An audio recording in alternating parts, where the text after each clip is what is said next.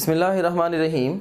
I'm Dr. Muazzam Manzoor, and now we are going to start off our discussion with a very important and conceptual subsection, which is recombinant DNA technology. First of all, I would like to give you the big picture of this particular subsection. इसमें सबसे पहले हम introduction and prerequisites discuss करेंगे recombinant DNA technology के, and secondly we'll talk about the chain of events. Basically जो हमारा पहला segment है इंट्रोडक्शन एंड प्रीरेक्विजिट्स का, इसमें हमने डिफरेंट कंपोनेंट्स को और उनसे रिलेटेड कॉन्सेप्ट्स को इन डिटेल डिस्कस करना है जो कि हमें रिक्वायर्ड होंगे for the recombinant DNA technology.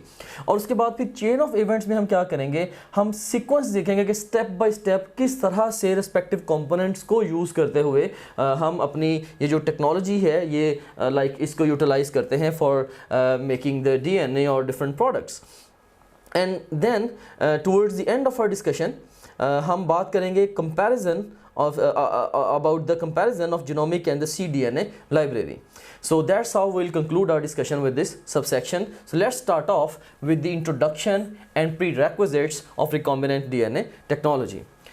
So recombinant DNA technology को हम कई दफ़ा जेनेटिक इंजीनियरिंग भी कह देते हैं, and it basically aims at synthesising the recombinant DNA.